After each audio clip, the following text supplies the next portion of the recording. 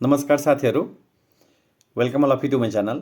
आजको डिस्कसनमा हामी चाहिँ अब किङ ज्ञानेन्द्र वीरविक्रम शाहदेवजीको चाहिँ जुन राष्ट्रको नाममा सम्बोधन गर्नुभयो आज, अब उहाँकै स्पिचलाई आज म चाहिँ डिकोड गर्नेछु।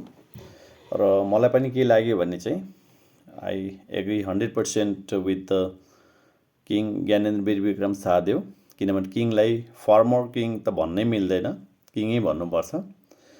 अब हामी याद गर्नुपर्ने हुन्छ साथीहरू चाहिँ केही सर्टेन हिस्टोरिकल फ्याक्ट कि 75 इयर्स एगो अब जुन कि हामी भन्छौँ त्रिभुवन वीरविक्रम शाहदेवजी, जो कि अब ज्ञानेन्द्र राजाको चाहिँ अब ग्रान्डफादर साथीहरू चाहिँ उहाँलाई फादर अफ द नेसन पनि भन्ने गरिन्छ, किनभने 104 वर्षको चाहिँ राणाहरूको चाहिँ जुन अत्याचार भनौँ या शासन भनौँ त्यसलाई अब जड्सबाट नै हटाउने भन्ने यदि राजाको यदि हामी सम्झिनुपर्ने हुन्छ भने अब त्रिभुवन वीरविक्रम शाहदेव साथीहरू चाहिँ अब त्यहाँबाट अब ज्ञानेन्द्र राजाले अब स्टार्ट गर्नुभयो कि अब भोलि प्रजातन्त्र दिवस।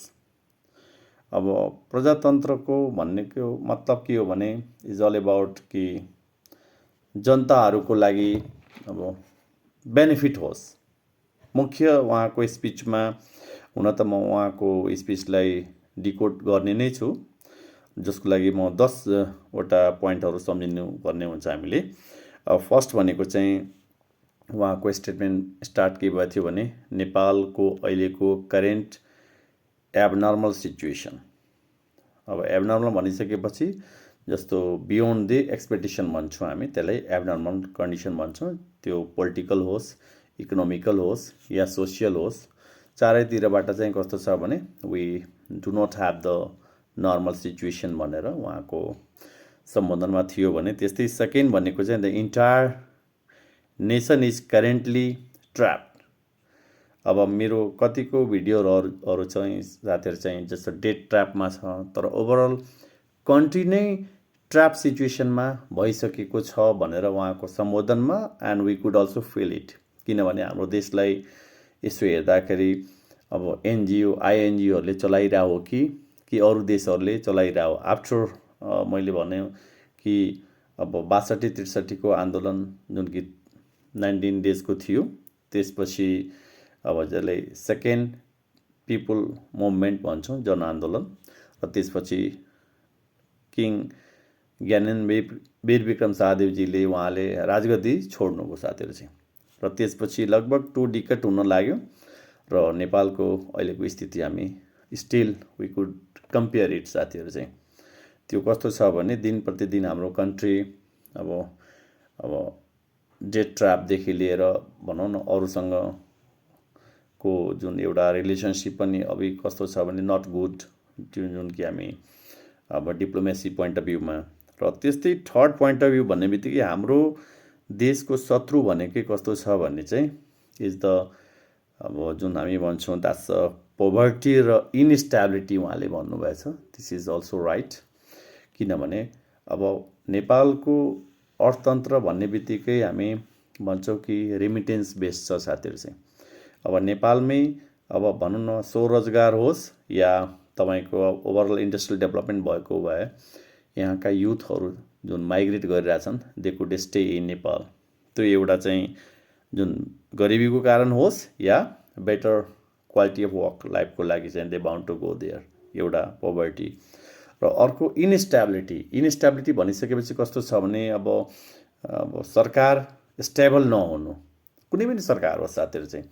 अब म्युजिकल चेयरको हामी भन्न सक्छौँ कहिले जस्तो अब एमाले, कहिले नेपाली कङ्ग्रेस र कहिले माओइस्ट, यही 3टा पार्टिजको ब्रिजमा के भयो भने सरकार चाहिँ 2 डिकेडसम्म चाहिँ घुमिरहेको थियो। That means we couldn't have the stability. त पहिला त वी डोन्ट ह्याभ र even we may not have या वी डिडन्ट ह्याभ।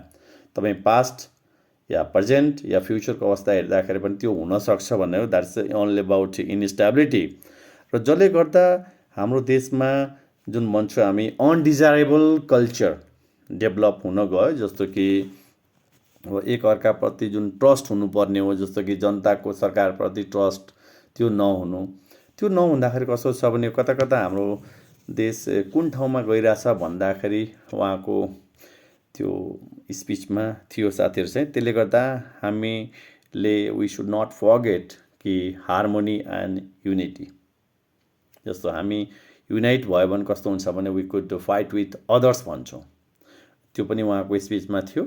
र त्यस्तै गरी उहाँको चाहिँ जस्तो हामी जहिले पनि कस्तो हुन्छ भने जस्तो all the political parties normally कि या हामी अब जतिखेर पनि राइटको कुरा गर्छौँ, अधिकारको कुरा गर्छौँ, then what about the responsibilities, देशप्रतिको जिम्मेवारी के त, राष्ट्रप्रतिको जिम्मेवारी के त, त्यो चाहिँ चाहियो।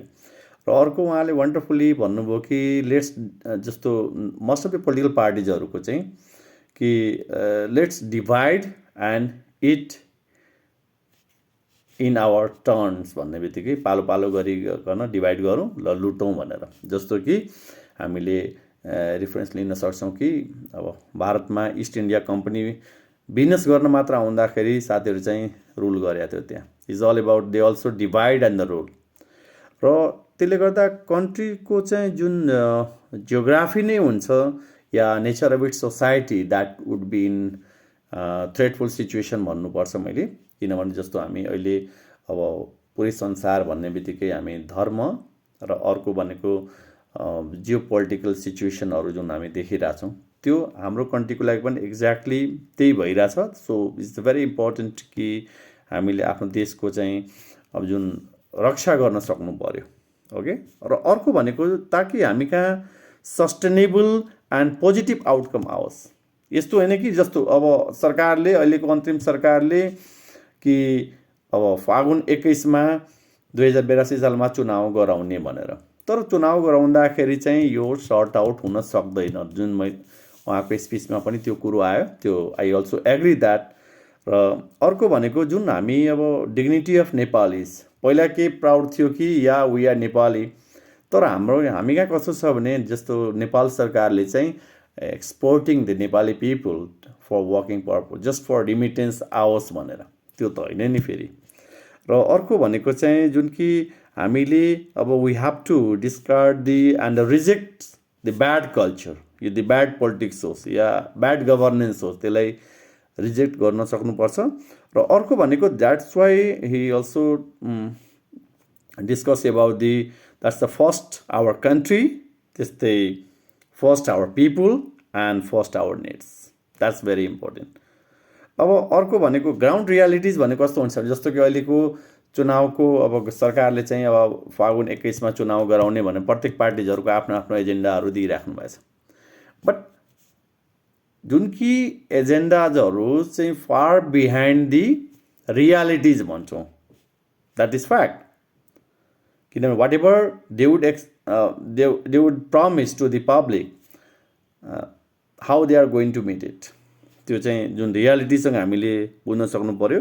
र अर्को भनेको making timely changes and improvement. अब कस्तो हुन्छ भने ठिक छ, अब मेरो that is my personal opinion कि अब 62-63 जनआन्दोलन हुँदाखेरि त सबै पोलिटिकल पार्टिजहरू एक ठाउँमा आएको थियो कि एटोक्रेटिक सिस्टम दे जस्ट आरोप लाउने एटोक्रेटिक सिस्टम हो या हो भन। 19 दिनको आन्दोलनमा अब किङ ज्ञानेन्द्रले चाहिँ उहाँले अब राजगद्दी छोड्नुभयो, तर तपाईँ विचार गर्नु त्यसपछिको अवस्था के चेन्ज आयो त?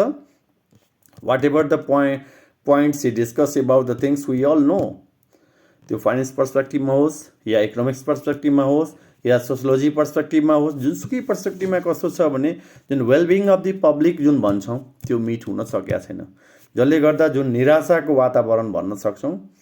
र अर्को भनेको जुन quality of mutual respect is important, जस्तो हामीले एकअर्काप्रति रेस्पेक्ट गर्न सक्नु पर्यो। यस्तो होइन कि फलाना पार्टी चिलाना पार्टी भनेर जुन अहिले जुन हामी देख्न सक्छौँ कि सोसियल मिडियामा आरोप मात्र लगाइराख्ने, त्यो भनेको this is the evidence of कि ग्रेजुअली जुन क्वालिटी अफ म्युचुअल रेस्पेक्ट छ त्यो घट्दै गएको छ, त्यसलाई हामीले इन्रिच गर्नुपर्ने हुन्छ। र सोसियल भ्यालुजलाई we should not forget. And the lastly king Gyanendra Bikram शाहदेवजीले lastly concluded by saying all these statement. मैले अब उहाँको स्पिचलाई मैले जस्ट मेन पोइन्टलाई डिकोड गर्न खोजिरहेको साथीहरू चाहिँ यही भन्दै म आजको भिडियोलाई यही कन्क्लुड गरेँ। साथीहरू चाहिँ यदि आजको कन्टेन्ट तपाईँलाई मन परेको छ भने प्लिज लाइक पनि गर्नुहोला र मेरो च्यानल फाइनेन्स गुरु पवन कुमार झालाई सब्सक्राइब पनि गर्नुहोला। जय नेपाल साथीहरू, नमस्ते।